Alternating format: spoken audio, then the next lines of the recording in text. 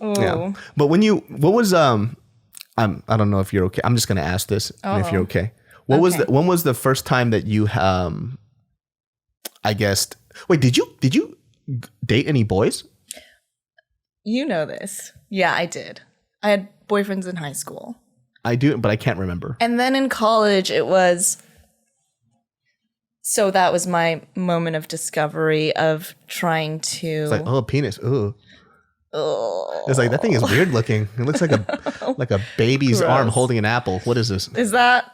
Are you describing something? That's what a dick looks like. It looks like a baby holding a little baby apple. That's what it looks like. That's disgusting. With veins on it. Very muscular babies on it. No. So when you were going through those experiences, it was just more like, you don't feel like an emotional connection. You don't feel.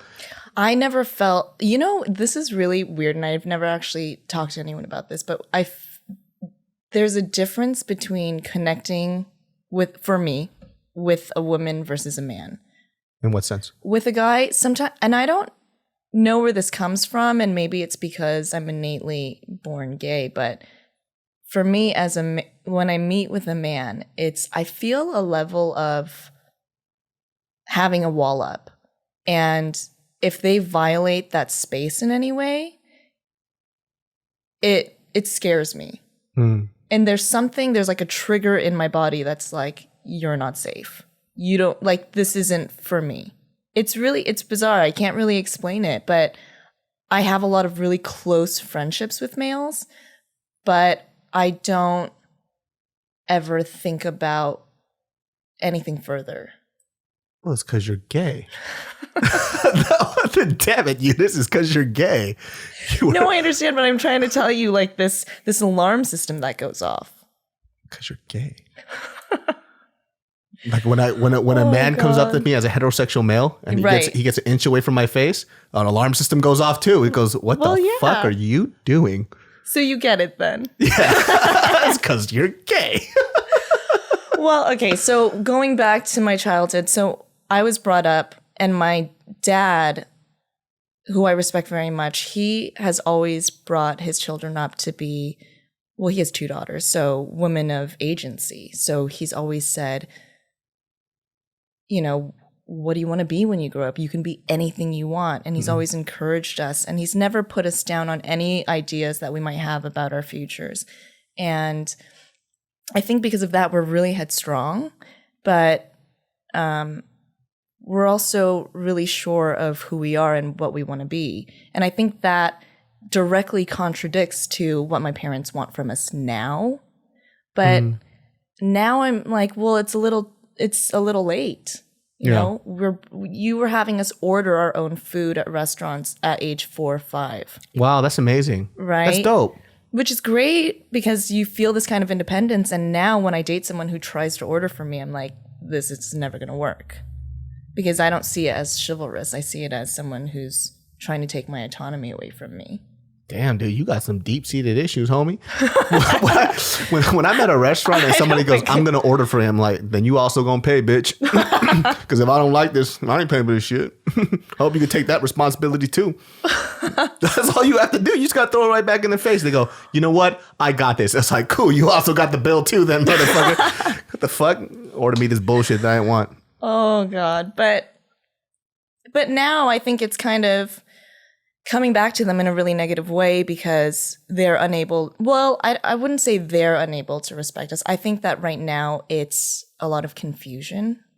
I came out to my mom last February. She was actually the first family member outside of my cousins that I came out to. So when I came out to my mom, I had a level of, I was terrified. The whole drive over to my house, I was sobbing, like just sobbing, because essentially my mom had called me a week before, and she said, who is this woman? Who is this woman that you're always hanging out with and running to whenever she calls? And you're like going on trips together? Like, what's happening? I just get this really weird feeling. And at the time I was in Virginia, and I remember I was in the car, I was in the passenger seat, and my heart just dropped. And I knew this is the conversation that I've been waiting to have with my mom for a really long time, like the better part of a decade, right? And I'm like, I can't believe it's come down to a feeling, like a maternal feeling that she's had. And she's asking me these questions frantically over the phone. And I just said, my heart's racing. And I just remember saying, okay, I'm back in California tomorrow. Let me go home and then I'll come visit you. Oh, shit. And she said, okay, well, please, yes, please, please, please call me back. Call me tomorrow before your flight. Please, Eunice, like, I need you to do this. And I was like, okay, I'll just call you later. I couldn't call her that whole day. And the next morning I wake up, my hands are sweating. I've packed everything to go. I can't stop crying. And I'm just feeling like this moment of reckoning, right? It's like, she's going to disown me. I'm not going to have any family members anymore. And for me, that's a huge blow because my mom's like my best friend.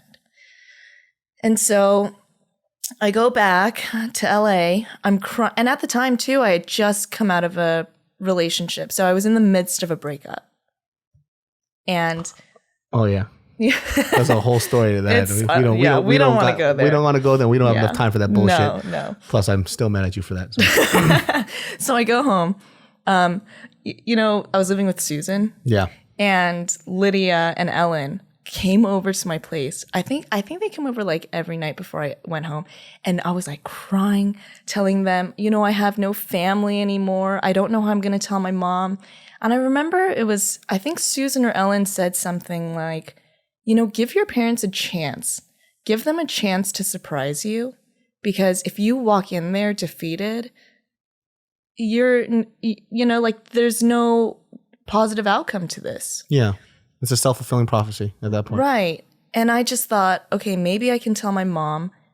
I don't think I'm prepared to tell the rest of my family. So anyway, cut back to me crying in the car, like praying for an hour, saying, please help me. Like, I don't know what to do. I feel completely hopeless and lost in this situation because essentially I've like lived my life very freely and the way I wanted for a decade. And now I'm having to go home and explain myself. And this is someone that I've known for 31 years. And now I'm telling her, you actually don't know me whatsoever because here's this massive thing that I've been hiding. And I remember that night that the girls came over, my mom had sent me a cacao. Oh, yeah. Cacao is like this Korean messenger thing for people who don't know.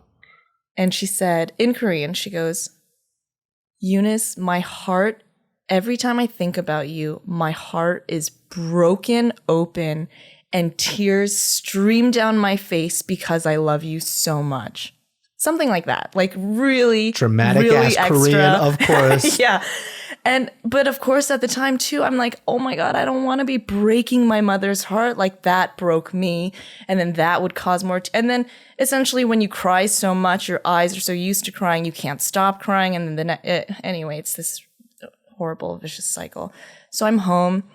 My dad greets me at the door. He's just like, hi, yay, Eunice is home. And then I'm like, hi, Dad. My heart's like, and then my mom's like, I'm cooking in the kitchen. So I'm like, okay, this seems fine. Like, this is normal. We go into the kitchen. My mom's like, okay, food's almost done. She's completely avoiding eye contact with me. I'm so nervous. I don't know how to behave in that moment. And my dad's just rambling on and on. He's like asking me about my work and asking me about my life. And that kind of calms me down because now we're talking about something that doesn't have anything to do with that. And I'm like, well, maybe Dad doesn't know yet. So this is good. And then we're eating and my dad and I are really getting on. And then my mom is silent. And my dad looks at her and he goes, hey, why are you so quiet? Why aren't you saying anything? And she looks up and she goes, Eunice and I have a few things that we need to talk about before I can join in on this conversation. Heart drops, food plops out of my mouth. It was like, oh my God. My dad immediately goes, okay, great, see you later. Runs out of the kitchen. He's scared. He goes upstairs, right? All yours. Yeah. He's like, why do we have 17 locks on the door? He runs upstairs. I'm like, okay, clearly he knows something, right? Sure. But he's not willing to be a part of this conversation right now, which is better for me because I was so uncomfortable. And so my mom starts talking, and the first thing she says to me is, you know, Eunice, I've been doing a lot of research, and the first thing that I wanted to tell you, and I think this comes from a nervousness too, and when I realized that and I clocked that, it's not just me who's nervous. She's equally as nervous. Yeah. She's like, I've read on like Korean, like Naver, which is like Google, that homosexuality is harder to get out of than drugs, and I was like, that's so funny. And I was like, okay, Mom, can I just please stop you right there? She's like, yeah, okay. And she like shuts up and she's staring at me.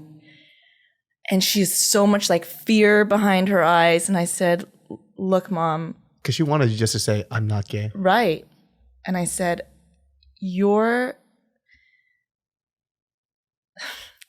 look, I've known that there was something different about me since I was 6 years old.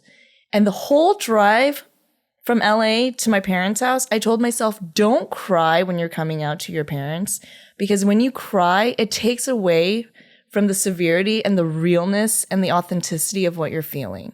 You really think so? Why? Yeah. I was always brought up to be like, don't cry, don't cry, don't cry. But also I think there's a vulnerability in crying, but there's also a moment where when you're telling someone something that means something real, and I don't know, there's something about that moment where I felt like I need to tell you in a way that you understand, and I'm going to be very logical and explanatory about this, and I'm going to be patient and sit here and listen. But the last thing I wanted to do was be like a puddle, right? And so I'm telling her I knew since I was 6 years old, and all of a sudden without any prompt, I'm like sobbing, like full sobbing, like I can't breathe. My mom gets up and I'm like, holy shit, she's going to hit me, or she's going to be like, she's going to drag me out. But I'm just so upset with myself for crying. And I'm also just so, I don't know. I was so emotional. Just a wreck. Yeah. My mom reaches over me and I'm like bracing myself. She grabs these napkins and she's standing over me and she starts wiping my face. And I can feel her tears just, oh my gosh, now I'm going to cry. But I can feel her tears like hitting the top of my head, which in turn makes me sob harder because I never want my mom to cry because of me. I never want her to feel anything but pure joy and happiness when she thinks of me, right? And she starts wiping my face and she's like, I'm so sorry. I'm so sorry that you've had to like live with this for so long by yourself. And then she's like, and then she kind of, and I felt like, oh my God, she gets it, or she's sympathizing. And then she says, and I'm so sorry, it's my fault. And I think that's when the tears kind of stopped. Because I said, it's not your fault. And I really need you to understand that. It's not your fault. It's no one's fault. It's just what it is. And then we kind of digressed, and then she started to ask me more pointed questions about my sexuality in the coming days. And I thought, wow, there really is like light at the end of this tunnel. And then it just went south. But that was more recent. Or she doesn't get it still? Or she's not accepting of it? I think Koreans do this thing where they try and justify anything negative with an explanation, right? So it's like,